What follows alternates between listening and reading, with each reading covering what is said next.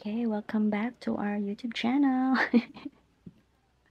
Let's talk about Claudine Barreto and um, Sita Ryan. Oh, Sita Yan. Sita Yan. Um, I'm going to talk about reconciliation, okay? Healing. So, time heals all wounds. O, diba? Perfect. So, if you are coming to this channel to say something negative to Claudine, please, I'm not going to tolerate it because this is just for those people who needs to listen on how to heal. Okay? How to heal lang. Okay? So, let's focus on that. Huwag kayong mag-focus sa mga negative kasi ayoko talaga ng negative, guys. Kasi, honestly, of course, meron, hindi rin ako perfect, no? Mayroon din mga tao na masakit sa loob ko, pero pinaano ko na sa taas, I'll let God do the rest for me. Kasi masaya na ako sa buhay ko. Wala na akong mga hinanakit sa mga tao. Wala na talaga. I find my way back to myself. Oh, char. Char. So, yan. Yan talaga. So, for me, Claudine, actually, it was the Yans, no? Reaching out to Claudine when they saw her on one of the talk show, that is so good, actually, for how many years, no? And I think they've realized that the love between the two is really something that was far beyond what they wanted to, right? And they have proven to themselves that they really love each other, Claudine and Rico. So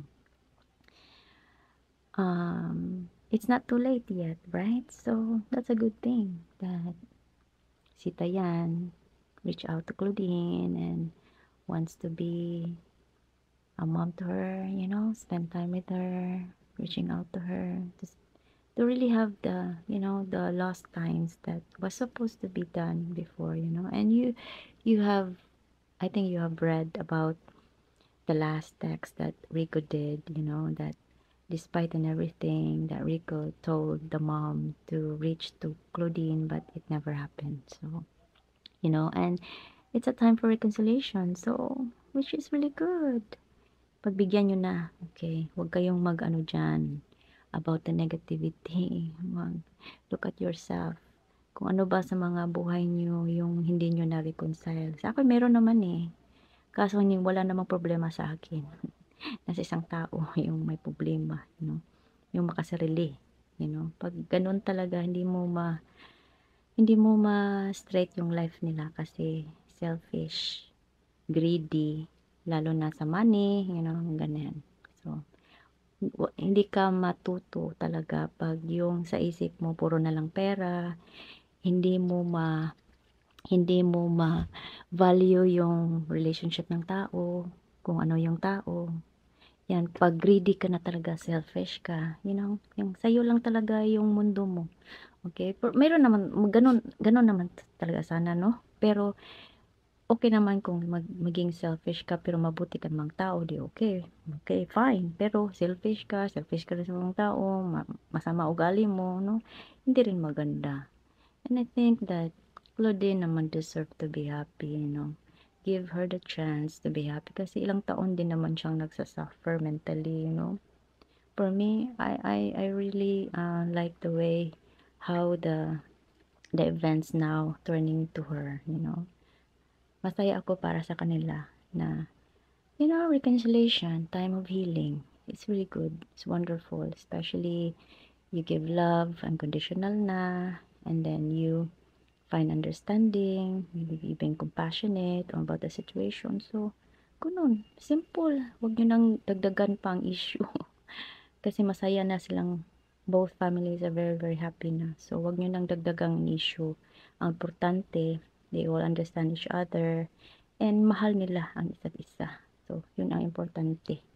Love connects the world go round. Diba? Love is the most important thing, Kahit na 'pag, mamatay ka guys. 'Pag nandoon ka na ma-feel mo talaga ang love, kasi naranasan ko na 'yan. Iba siya, love can do everything, love is very powerful. So, tandaan niyo 'yan palagi, kahit ano pang inis niyo sa mundo, after life, isampal talaga sa inyo ang love. Kaya, huwag na. Learn how to love, learn how to be learn how to give compassion and understand people. No matter how hard it is, just try.